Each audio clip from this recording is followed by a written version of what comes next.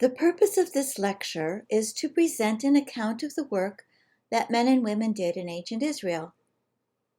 It is to show that men and women were both essential to the economy, but they did not always do the same work.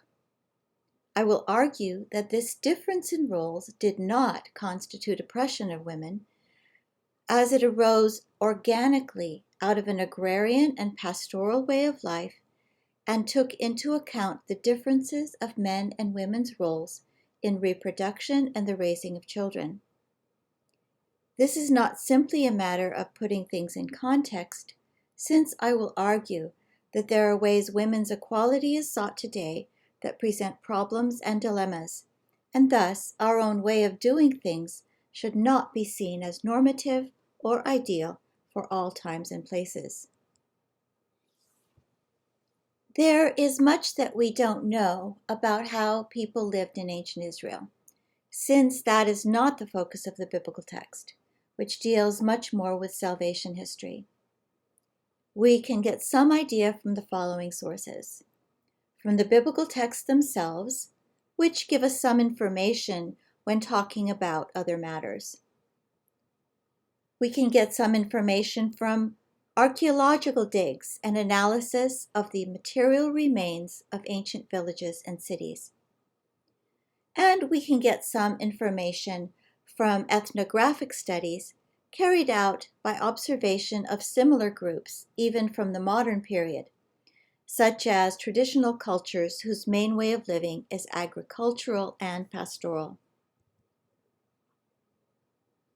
And I want to start with this quote because it really sums up what was going on in that ancient culture and also is sort of an implied rebuke for those in the modern period who tend to be a little bit too ideological when looking at the ancient world. Daily work in the ancient village allowed little room for devaluing another's contribution and left no room for autonomy. Without men, the women died. Without women, the men died. And without children, the family became extinct. Cohesion and mutual contribution were necessary for survival. In ancient villages during the Iron Age, at least 2/3 and up to 90% of the people in Israel and Judah lived in a rural village and town. Villages might have between 50 to 200 people. The homes of an extended family constituted the Beit Av, the father's house, and several extended families in a village formed a mishpacha or clan. A network of families from related villages formed the tribe. This does not mean that everyone in this system was related by blood, since non-family members could often be included in these groups. The fundamental unit of life was the household, and the household was the center of most economic production.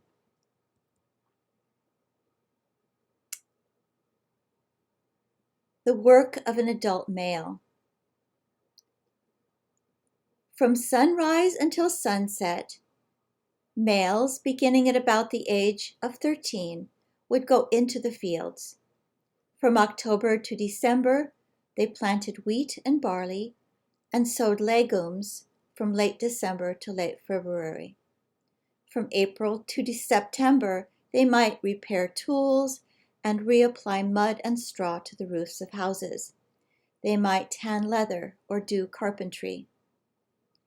An average day might include clearing the field or hillside of rocks, building stone terraces and walls, moving soil, fertilizing, plowing the soil, planting seeds and vines, hoeing weeds, pruning vines, pulling flax, and harvesting.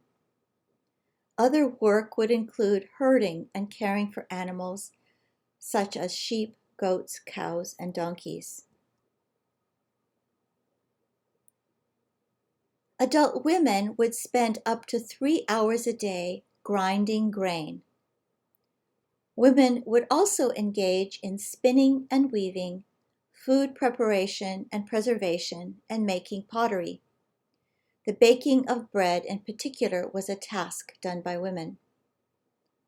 Some vegetables were grown in small gardens near the village, and women would be the ones who would be in charge of these gardens. Women were largely responsible for educating and socializing children when they were very young. Older women beyond childbearing age could act as midwives. A midwife would be the one who would bring a new child into the world. Other tasks would include perfume making and basket weaving.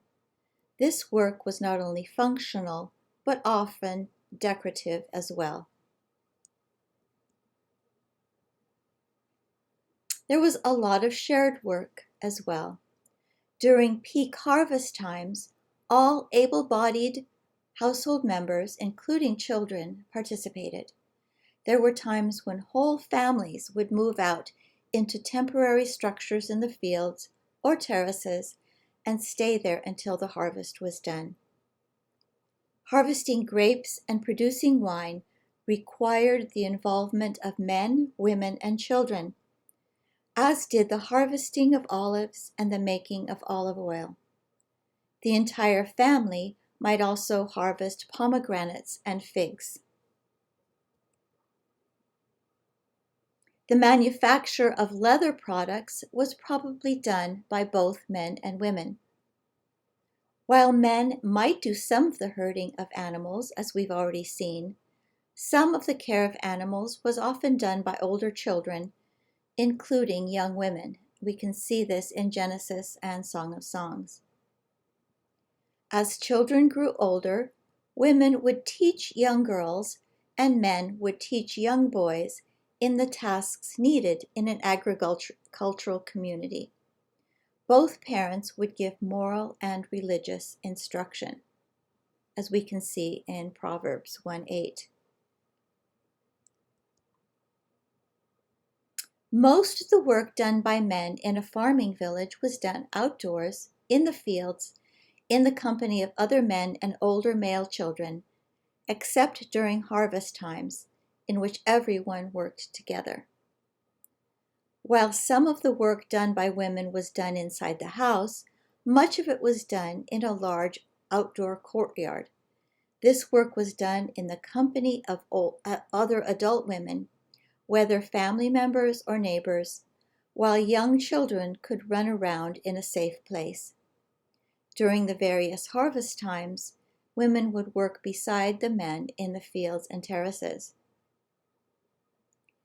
Being a farmer, as is the same today, was labor-intensive and often difficult. Times of drought and war were particularly disastrous for those who depended on the land. Now, work in towns and cities might be somewhat different, although similar. Household dwellings in towns and cities often had shops on the ground floor. This meant that whatever occupations a man or a woman might have would have been done again close to the household. Households did tend to be slightly smaller. Some areas of towns had areas devoted to a particular industry, such as potters' workshops and areas where large-scale tanning of leather took place. Labors performed for the household in a village could become professions in a town. For example, a husband might work as a mason or one who worked with bricks or stone, while his wife wove clothing or baked bread or did laundry. Proverbs 31:10-31 describes a woman's work in an urban environment.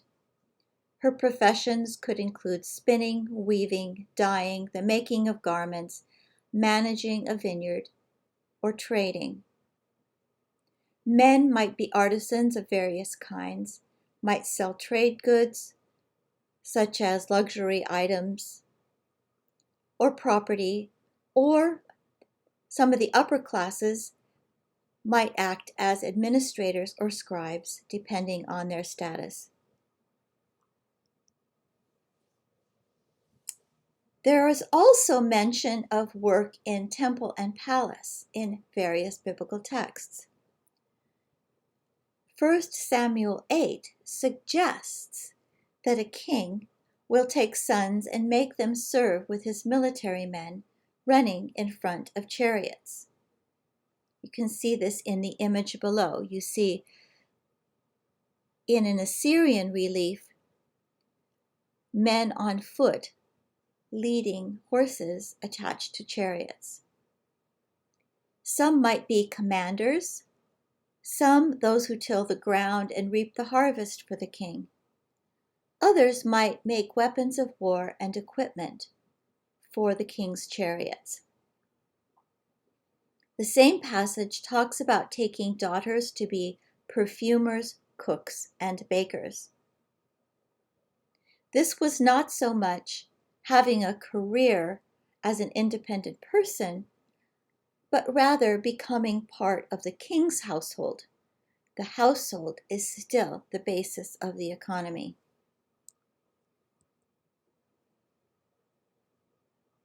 As far as the temple was concerned, men of the tribe of Levi served in the temple as priests or Levites, but only for part of the year.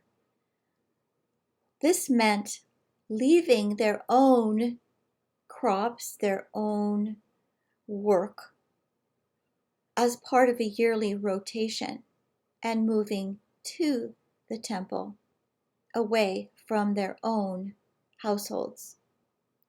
Other men could serve as musicians for the temple. We see numerous references to this in Chronicles, Nehemiah, and Ezra. Women might serve the temple as singers. 1 Samuel 2:22 refers to women who served at the entrance to the tent of meeting at Shiloh, although it is not clear what they were doing. To sum up, work to some degree was differentiated by gender. This was not ideological, but practical. Thus, in a farming situation, all members of the household did whatever they could, since survival depended upon everyone's contribution. The work done by women was to a large degree determined by the reproductive cycle. Women were essential to the economy, but their work needed to take into account the facts of menstruation, pregnancy, childbearing, breastfeeding, and taking care of the youngest children. It is to be noted that breastfeeding was done until a child was 2 or 3 years old. To further understand this, remember that there were no feminine products, no artificial birth control, no formula, no bottles.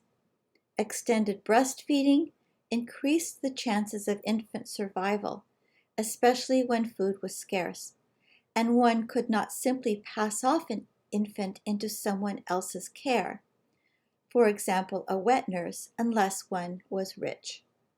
It did not make sense for women to do jobs that took them away from the household for extended periods of time or put them and their children in dangerous situations.